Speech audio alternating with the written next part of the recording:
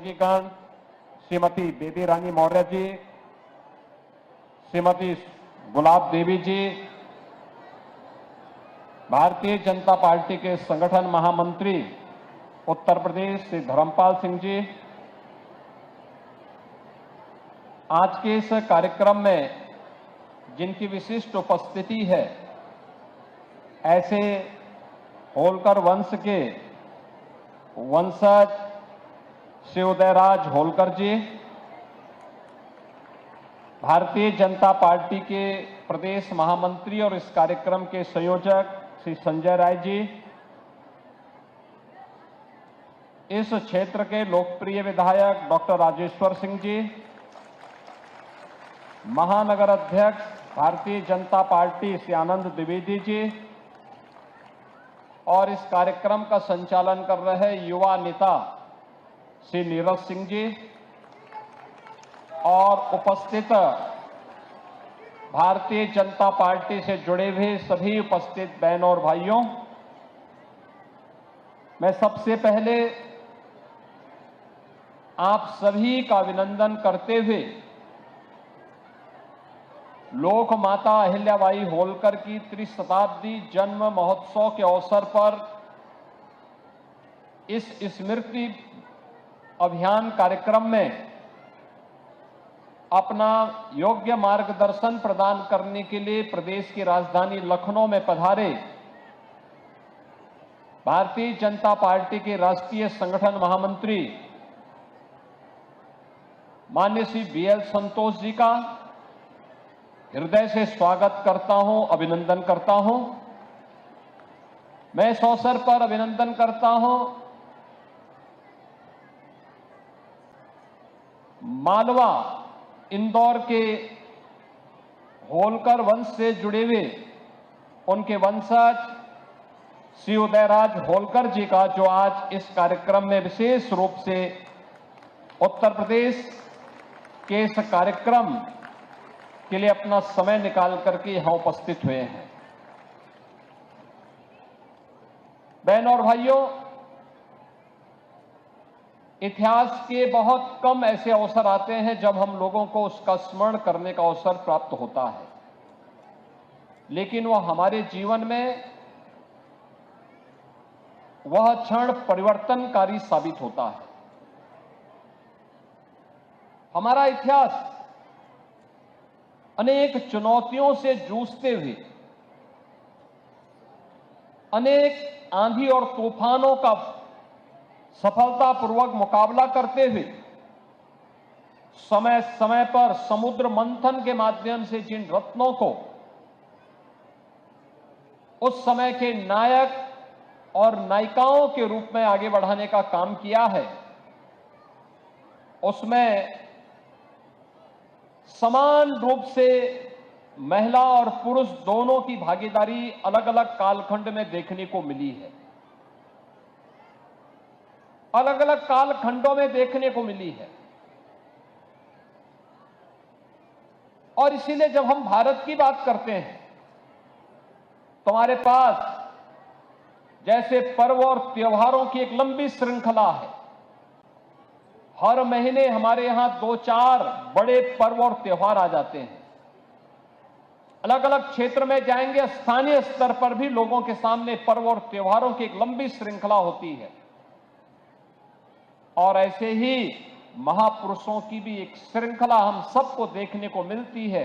जिनका प्रेरणादायी व्यक्तित्व और कृतित्व समाज को एक नई संजीवनी प्रदान करता रहा है।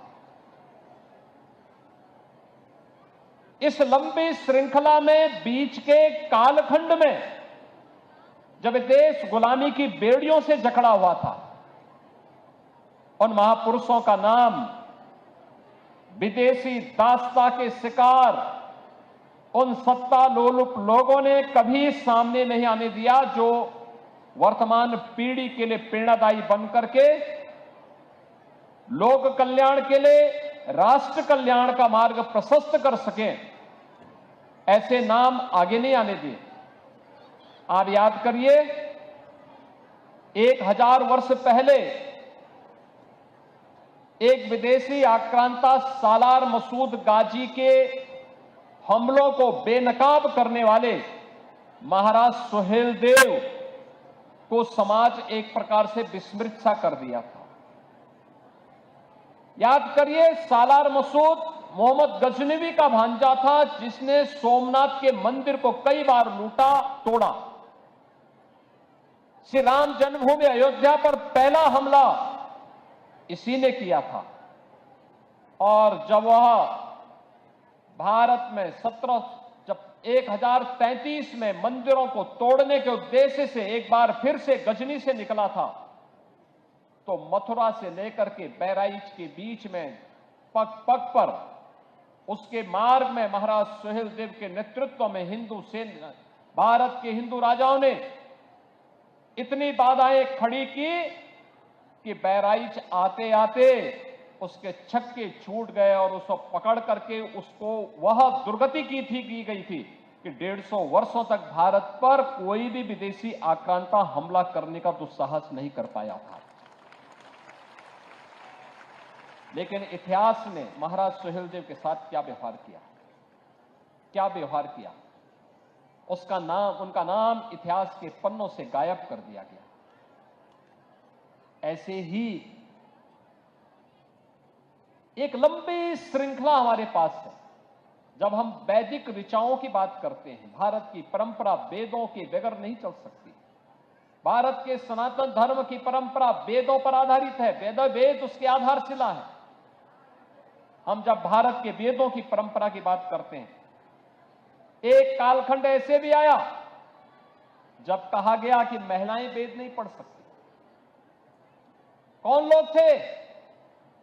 जो महिलाओं को, जिन लोगों ने स्वयं वेदों की ऋचाएं रची थी, ऐसी अपाला,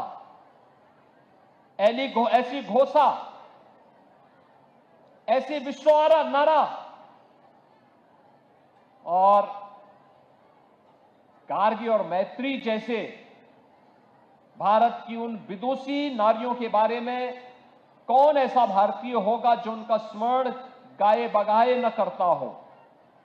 हर भारतीय के मन में ये बातें सामने आती हैं। उसी श्रृंखला में आज से 300 वर्ष पहले महाराष्ट्र के एक छोटे से गांव में एक बालिका जन्म लेती है और वही बालिका आगे चल करके मालवा के होलकर साम्राज्य की साम्राज्ञी बनती है।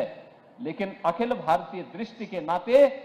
भारत की विरासत की एक ऐसी आधारशिला रख देती है जो नए भारत के निर्माण में अपना योगदान कर रही है।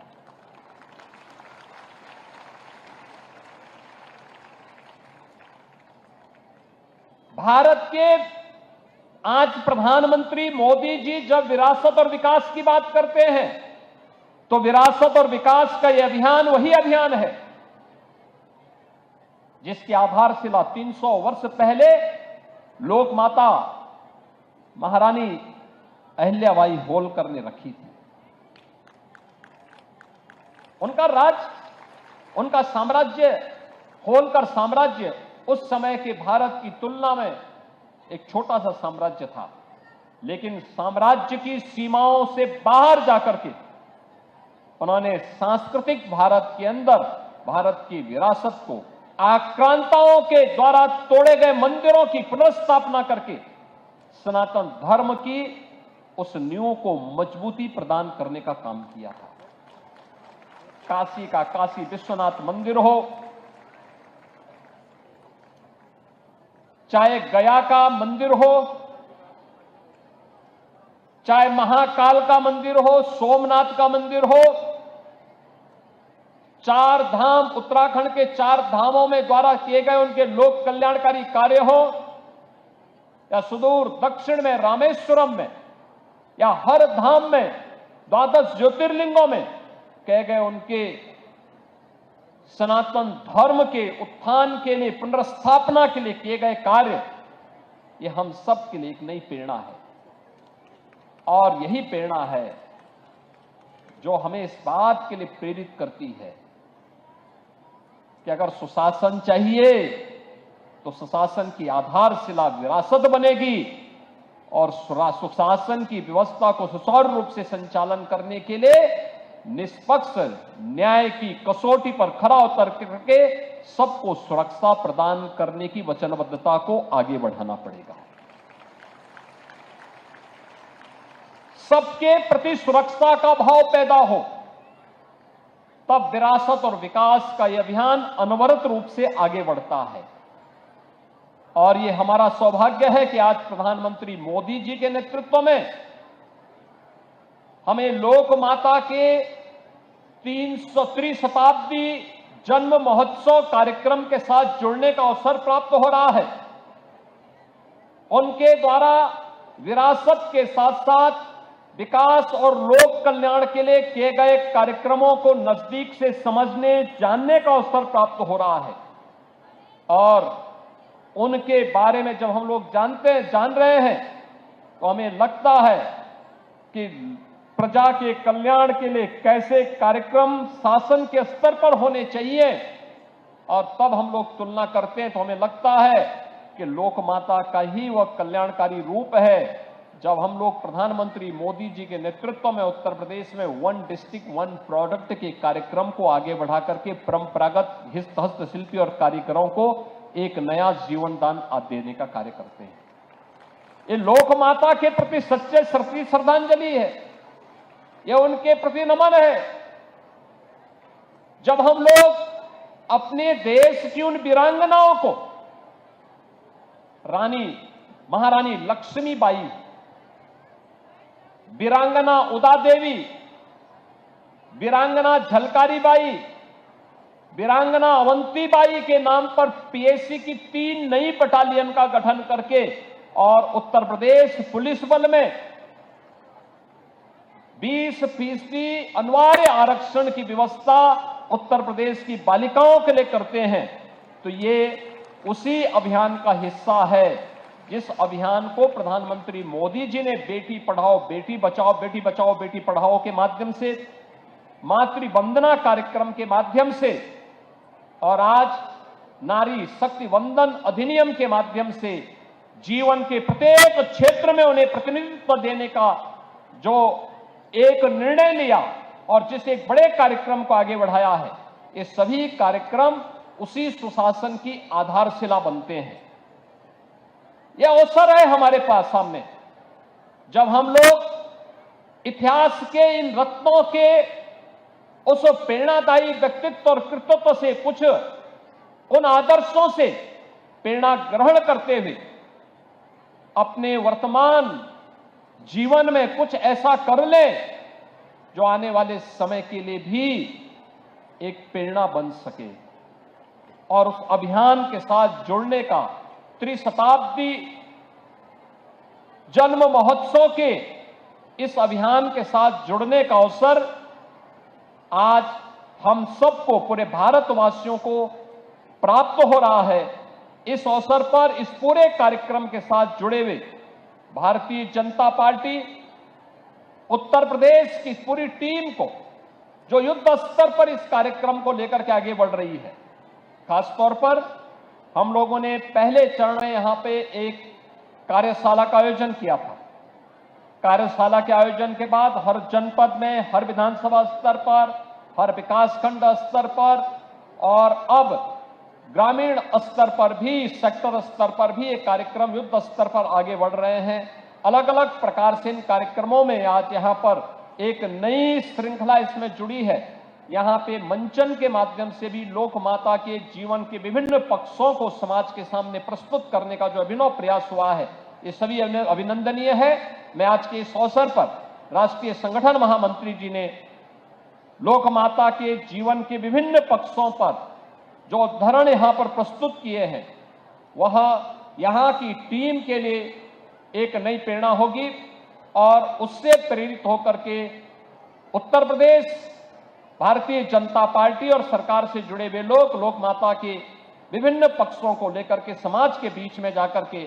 सामाजिक एकता के साथ साथ राष्ट्रीय एकता के अटूट गठबंधन को मजबूती प्रदान करने में अपना योगदान दे पाएंगे। इस अवसर पर मैं एक बार फिर से राष्ट्रीय संगठन महामंत्री